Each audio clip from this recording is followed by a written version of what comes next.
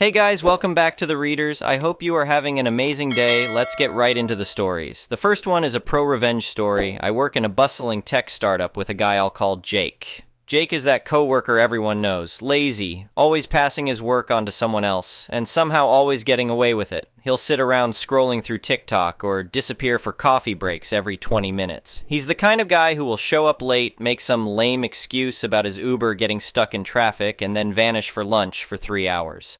For the past year, Jake's favorite target has been me. He'll send Slack messages asking if I can collaborate on a project, but what he really means is, do all the work while I take the credit. I complained to our team lead a couple of times, but somehow Jake always managed to charm his way out of trouble. The final straw came when he dumped a major app update that was due to our biggest client in 3 days, passing it off to me at the last minute. One day I casually asked him, "Hey Jake, you're pretty good with Python, right?" He hesitated before admitting, Not really. I'm more of a front-end guy, you know." Perfect. The next time Jake tried to dump a bunch of back-end code on me to optimize for his next feature, I agreed. But this time, I embedded a series of subtle bugs into the codebase. These bugs didn't crash anything important, just enough to mess with the functionality if someone didn't know how to debug properly. It took me a little time, but I was careful not to make it too obvious. The kicker? Every time Jake tried to run the code for his feature, it would glitch just enough to be completely useless. On the day of the client demo, Jake slacked off like usual, assuming I had handled it like always. When the client logged in for the video call, furious because the app was filled with nonsensical outputs, Jake panicked. He rushed to fix it, but every time he tried to patch one part of the code, something else would break. He came to me frantic and asked, "Dude, can you take a look at this? I have no idea what's going on." I acted confused and said, "Oh, I don't know what happened. Maybe it's a compatibility issue with the new update?" I gave him some vague advice and watched as he spent the entire day trying to salvage his mess. Our CTO found out, and for once, Jake couldn't talk his way out of it. He got lambasted for screwing up such an important project and was put on a performance improvement plan. I guess he'll be doing his own coding from now on. As Jake sulked at his desk, I couldn't help but feel a twinge of satisfaction. "Hey Jake," I called out, "maybe it's time to brush up on those Python skills, huh?" He just glared at me and muttered, "Yeah, whatever, I'll figure it out." I smiled to myself, knowing that Jake's days of slacking were finally numbered. The next one is an entitled people's story.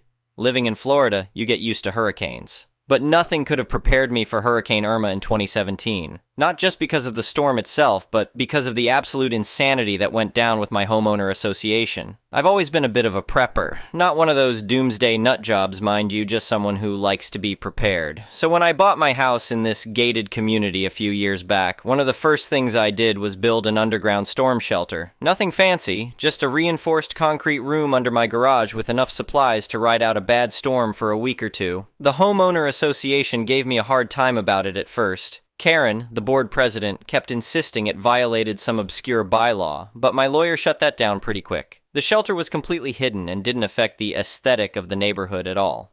Plus, state law was on my side when it came to hurricane preparedness, so they grudgingly approved it. Fast forward to September 2017. Irma's bearing down on us and it's looking bad.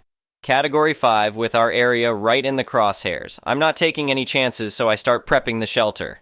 A few of my neighbors see me loading supplies and ask if they can join me when the storm hits. Of course, I say yes. Safety in numbers, right? The day before landfall, Karen shows up at my door in full battle mode. "We've received complaints about you harboring unauthorized guests," she says, tapping her clipboard. "The homeowner association bylaws clearly state that all guests must be approved by the board." I try to reason with her. "Karen, there's a Category 5 hurricane coming. These are our neighbors. We're just trying to stay safe." But she's not having it. Rules are rules. If you don't remove these people from your property immediately, you'll be fined $500 per day per person. I'm speechless. Is she really this heartless? "Karen, people could die if they don't have shelter. You can't be serious." "I'm always serious about enforcing the rules," she sniffs. "Remove them or face the consequences." I slam the door in her face. There's no way I'm turning away people who need help, especially with a storm like this coming. The next day, Irma hits. It's even worse than we thought. The wind is howling, trees are coming down everywhere, and the rain is coming in sideways. Me and about a dozen neighbors are hunkered down in my shelter. It's cramped, but we're safe and dry. We've been down there for maybe 6 hours when we hear banging on the shelter door. At first, I think it's debris hitting it, but then I hear voices. I check the security camera I have rigged up, and I can't believe what I'm seeing. It's Karen and 3 other homeowner association board members. In the middle of a Category 5 hurricane, they're standing there in rain ponchos, holding clipboards and guns. Yes, you read that right. They have guns. I grab the intercom. Karen, what the hell are you doing? Get to shelter. It's not safe out there. Her voice crackles through the speaker. We're here to evict the unauthorized guests. Open this door immediately or we'll open it by force. I'm stunned. Is this woman insane? Karen, there's a hurricane going on. You can't be serious about this. We take rule violations very seriously, she shouts over the wind. You have 60 seconds to comply or we're coming in. Now, what Karen didn't know is that 3 of the neighbors in the shelter with me are off-duty cops. When I tell them what's happening, they spring into action. They arm themselves with some of my emergency supplies, a couple of baseball bats and a fire extinguisher. Just as we hear something that sounds suspiciously like a power drill against the door, I hit the release. The door swings open and Karen and her goon squad stumble in, completely unprepared for what they find. Police! Drop your weapons! One of my cop neighbors shouts. The look on Karen's face is priceless. Pure shock mixed with indignation. The other board members look terrified. They clearly didn't think this through.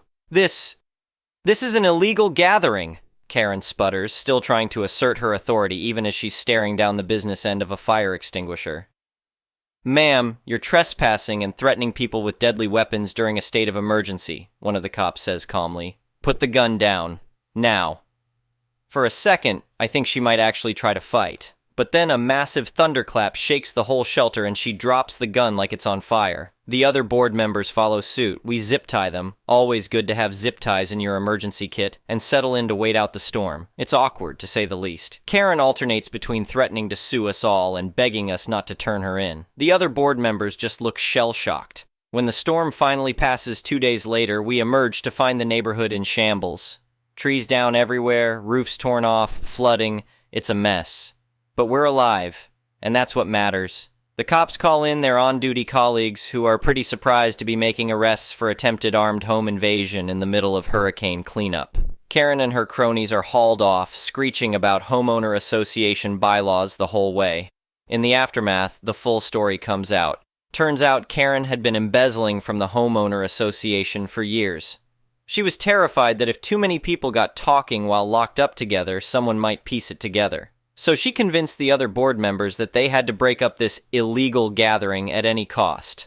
The legal fallout was massive. Karen and the board members were charged with attempted armed home invasion, reckless endangerment, and a host of other crimes. They all ended up doing jail time. Karen got the longest sentence, 15 years. Apparently, the judge really didn't like the idea of someone threatening people's lives over homeowner association rules during a natural disaster. The homeowner association obviously was disbanded. We now have a much more relaxed neighborhood association that mainly just organizes block parties and coordinates lawn care. No more clipboards, no more surprise inspections, and definitely no more guns. As for me, I'm still here. My storm shelter is now the stuff of neighborhood legend. Every hurricane season, people joke about whether we'll have any armed invaders this year. But the best part, my home insurance rates went way down. Apparently, having a hurricane shelter that can withstand both storm force winds and an armed homeowner association invasion is considered exceptionally secure. So that's my story of how Hurricane Irma led to an armed standoff in my storm shelter and the takedown of a crazy homeowner association. If there's a lesson here, I guess it's this. Always be prepared, but be prepared for anything. You never know when your emergency supplies might have to do double duty as protection from both Mother Nature and homeowner association board members gone wild. The next one is a petty revenge story. So, this is old, but I was just sharing it with someone and thought I'd share here too. It's important to know that my husband and I don't believe in hoarding supplies. We've been through hurricanes, other natural disasters, and obviously the pandemic, and have never had to do without, so we hate when others do this. During the pandemic, my husband and I were grocery shopping. Now, this was well into the pandemic where mostly shortages were over, but once in a while things would get scarce. We were headed to get toilet paper, and the folks in front of us were a mother and teenage girl. I overheard the mother say we only need toilet paper and baby wipes, important for later, but I bet you already know the ending. As we got to the TP aisle, I noted there were only 3 12-packs left on the shelf. The woman and her daughter could clearly see we were standing behind her to get some, as was another couple, but she picked up all of them. Her daughter even whispered that we were there to get some. Before she walked away, the mother looked at the TP in her cart, looked at us, shrugged her shoulders, and smirked as if to say, "Ha ha, I got them all." She must have gone somewhere else in the store because I took every adult wipe from that aisle and then headed straight for the children's aisle where I took every container of baby wipe. I was leaving the aisle when she appeared. She took one look at my cart and knew. I continued my shopping, watched her check out, and then put every container back because, as I said, I don't hoard and I didn't want other parents to suffer. Likely, she went somewhere else and found baby wipes, as I did to get TP, but I thought that one inconvenience deserved another.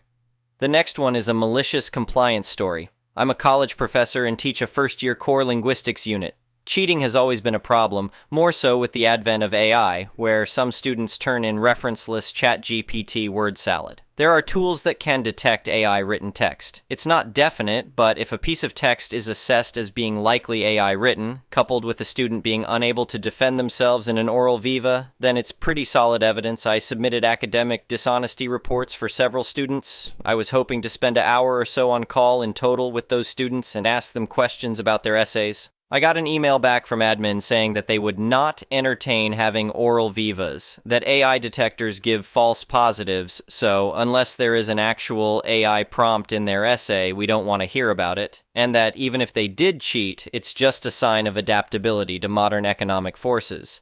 They finally told me that I should therefore learn to incorporate AI in my classes. This happened 12 months ago. Okay, college administration, I will learn to incorporate AI in my classes.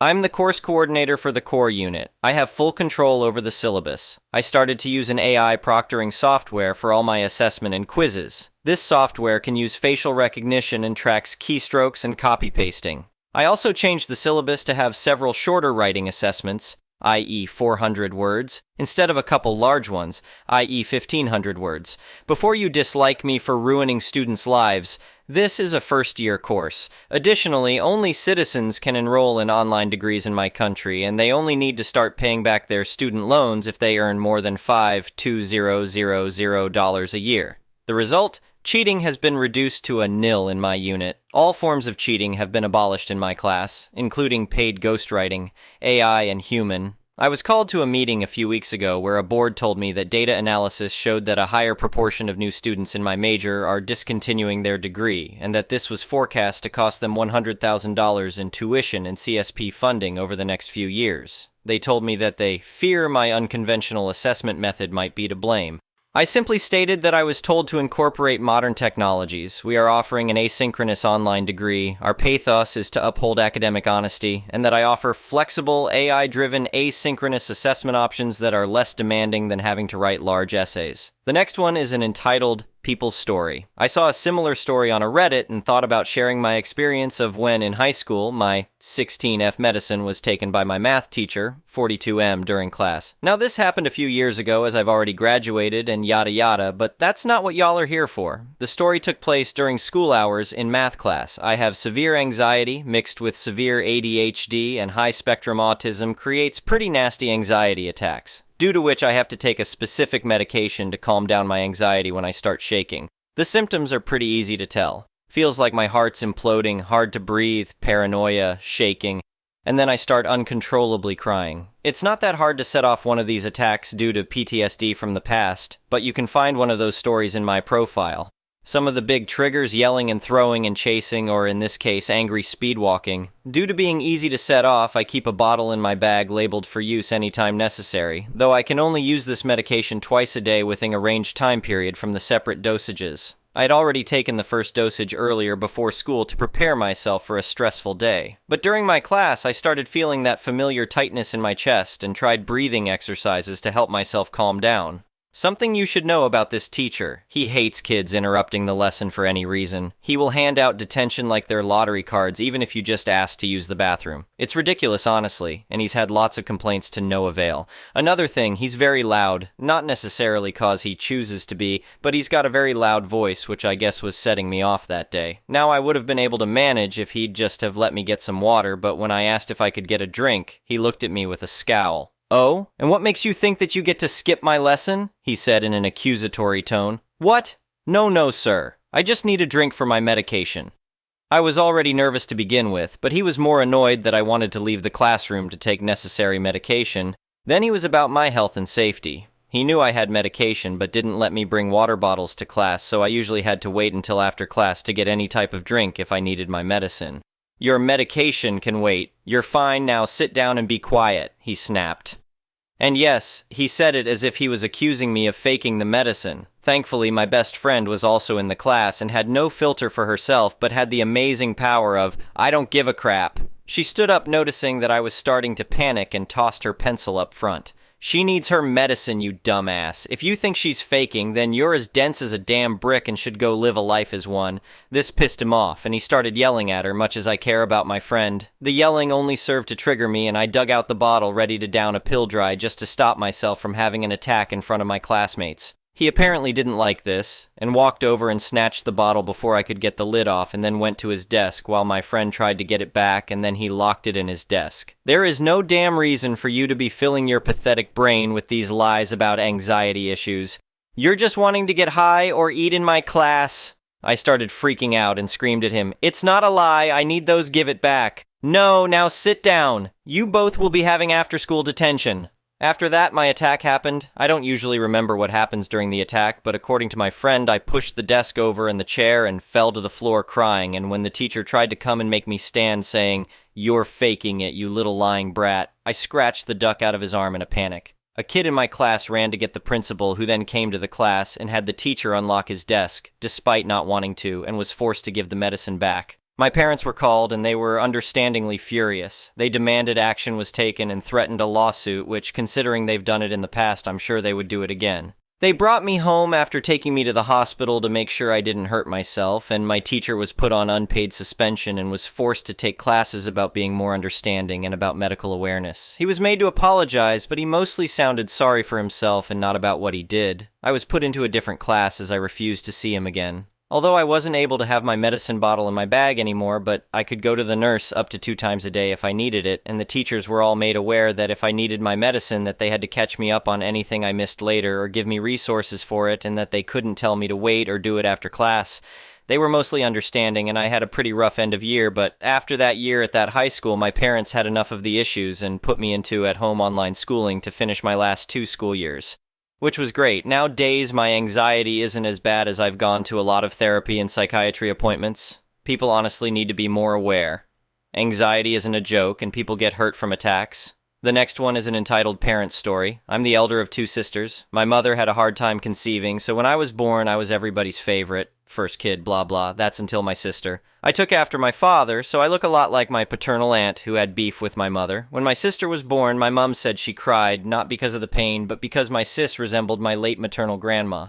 IDK if it's that, but I've always felt my mom favor my sister. Whenever we fought, I'd be the one on the receiving end. Even when my sister hit me first and I reverted, I'd be the one to get the beating. My mom had a special stick to beat me with whenever I disobeyed her. One time I was so sick of getting beatings on a daily basis, I threw that stick away. I was beaten for that, and the next day she bought another one to continue her abuse. She even broke it once while beating me, and when it was my sister's fault, she was let off with just a warning. When asked why you didn't beat her, she'd go, "Oh, you know how fragile your sister is. My absent father was having an affair, and he didn't really care for us 3. My mom once hit my nose so hard I had nosebleed for 10-15 minutes, all because I couldn't understand a math concept from class 4. I was always pressured to do well academically, which I did. But for my sister, it was do your best. She was average in studies. My father died during COVID, so I was always told that we're financially struggling. But she would go on trips, parties, even college. She didn't even let me go to college. She said this course has no scope, so I ended up doing my studies online, which makes getting a job tough because recruiters want someone who has exposure. While my sister gets to go to college, which had higher fees compared to mine. She went to Canada for higher studies. During the time she was gone, my mother showered me with love and would buy me practically anything. Only time I felt loved and important. Now, after 2 years, she's back and told us that she wants to marry her longtime boyfriend. My mother is spending our father's last savings, which he split between us both. Her share has run out, so she's spending from mine. When I question, she goes, "But you don't want to marry anyway. This is the only wedding we're gonna have. Let's enjoy it." She also gave away all the jewelry to her, even the ones my paternal grandparents kept for me. I was close to them. By the end of the wedding, ID have no asset to my name. I'm so sick of this situation that I'm constantly think about committing by speeding my car and ramming it into a wall or something. Always felt so unwanted and sheltered, I developed self-doubt, which made friendships difficult. She also decided who I should hang out with. Because of her, so many friends abandoned me. And so many that I left, because I was naive and thought mom knows best. So here I am with no friends, no career, no life after an argument with my mother who's telling me to leave the house if I don't want to do what she wants. Thank you for watching. I would really appreciate it if you could like the video and subscribe to our channel if you haven't already. We'll see you again tomorrow.